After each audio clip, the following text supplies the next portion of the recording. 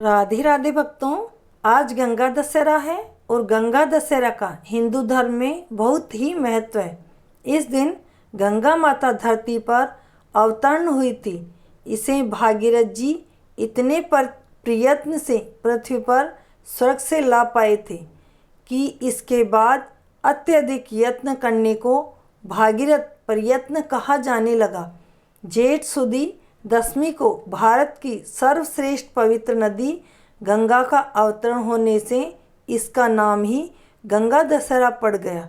इस दिन घर में जितने पुरुष हो और लड़के हो उतनी जगह सवा सवा सेर आटे का चूरमा और पूड़ी बनानी चाहिए और इसके अलावा एक भदारे का सवा सेर आटे का चूरमा और पूड़ी ज़्यादा बनाना चाहिए।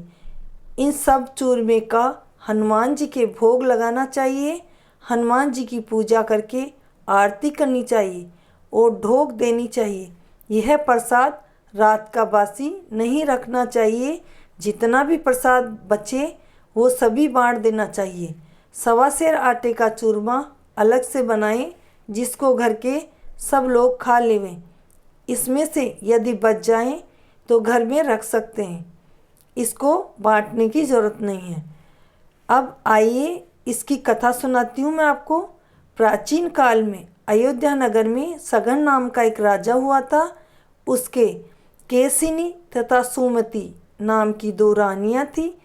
एक रानी के एक पुत्र था जिसका नाम असमंजस था और दूसरी रानी के 60,000 पुत्र थे। एक बार राजा सगन ने अश्वमेध यज्ञ करने के लिए अश्वमेध यज्ञ का घोड़ा छोड़ा। इंद्रदेव ने यज्ञ भंग करने के लिए उस घोड़े को चुरा लिया और चुराकर कपिल मुनि के आश्रम में बांध दिया। घोड़े को ढूंढते हुए राजा सगर के 60,000 पुत्र कपिल मुनि के आश्रम में पहुँचे और वहाँ घोड़े को बंधा देखकर राजा के पुत्रों ने कपिल मुनि की समाधि भंग कर दी। समाधि भंग होने से क्रोधित मुनि ने राजा के सभी 8,000 पुत्रों को भस्म कर दिया। तब राजा सगर के पौत्र अंशुमान उन्हें ढूंढने निकले।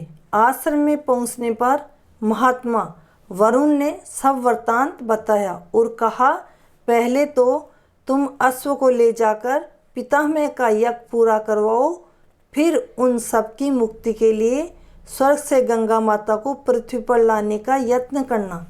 अंशुमान ने घोड़ा ले जाकर पितामह को सारा वृत्तांत बताया और यज्ञ के पूर्ण होने पर अपने पुत्र दिलीप के साथ गंगा अवतरण के लिए आयु पर्यंत घोर तपस्या की, किंतु वे सफल न हो सके।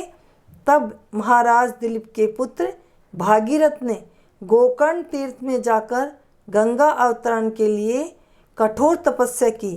घोर तपस्या करते जब कई वर्ष गुजर गए तब ब्रह्मा ने उन्हें प्रसन्न होकर कहा कि तुम गंगा को पृथ्वी पर ले जाना चाहते हो तो शंकर जी को तपस्या द्वारा प्रसन्न करना होगा, क्योंकि जब मैं कमंडल से गंगा जी को मुक्त करूंगा तो वह अपने तीव्र वेग के कारण सीधे पाताल लोक में चली जाएगी। पृथ्वी पर उनके तीव्र वेग को सिर्फ शंकर जी ही झेल सकते हैं। तब भागीरथ जी ने एक अंगूठे के बल पर पृथ्वी पर खड़े होकर शिव जी की स्तुति करते हुए तपस्या की। शिव जी ने प्रसन्न होकर गंगा जी का वेग धारण करने के लिए अपनी जटाएं खोलकर फैला दी। अपने तीव्र वेग पर गंगा जी को बहुत अभिमान था। उन्होंने सोचा शंकर जी उनके तीव्र वेग को संभाल न सकेंगे और वह सीधी रसातल में चली जाएगी। इस बात को शंकर जी ने जान लिया।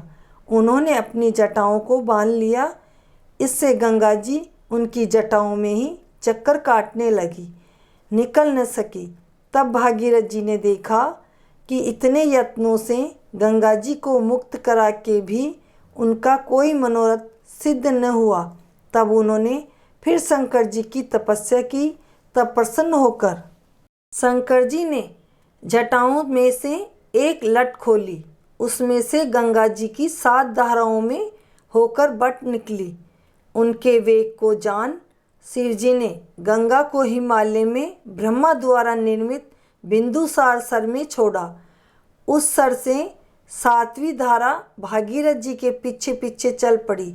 आगे रथ में सवार राजा भागीरथ जी चले और पीछे पीछे गंगा तीव्र वेग से चलने लगी। गंगा जी के तीव्र वेग से राह में आने वाले सभी जीव भय चले। उसी मार्ग में जानु ऋषि का आश्रम था तथा तपस्या स्थान पड़ता था। तपस्या में विघ्न न पड़ जाए ऐसा सोचकर ऋषि ने गंगा जी को पी लिया।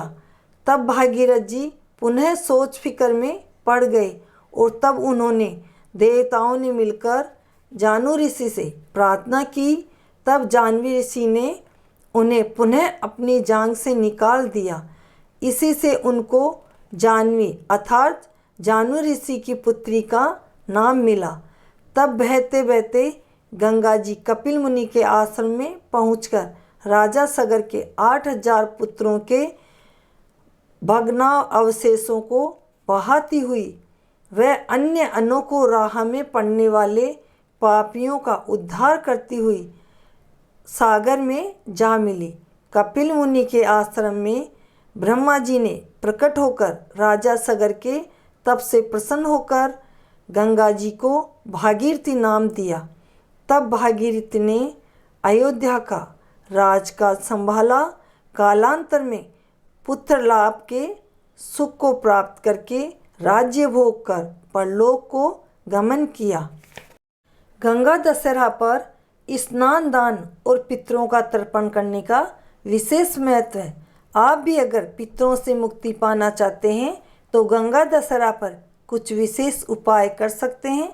जैसे गंगा दशहरे पर पितरों के नाम पर दान पुण्य कर सकते हैं। आप गंगा दशहरा पर पितरों के नाम पर अन्न, जल, फल, धन का दान कर सकते हैं। इस दिन दान करने से पितरों की आत्मा को शांति मिलती है। इससे पितृदोष से भी मुक्ति मिलती है। यह दान पितरों के आशीर्वाद को प्राप्त करने का एक उत्तम तरीका है। भक्तों, जो भी गंगा दशहरा के बारे में जानकारी थी वो मैंने आपको दे दी है। अगर आपको ये जानकारी अच्छी लगी हो तो कमेंट में हर हर महादेव ज़रूर लिखें। चैनल को सब्सक्राइब नहीं किया हो तो सब्सक्राइब कर दें ताकि जो जानकारी हम आपके लिए लेकर आते हैं वो आप तक पहुंच सके और आप उसका लाभ उठा सकें। राधे राधे, जय श्री कृष्णा।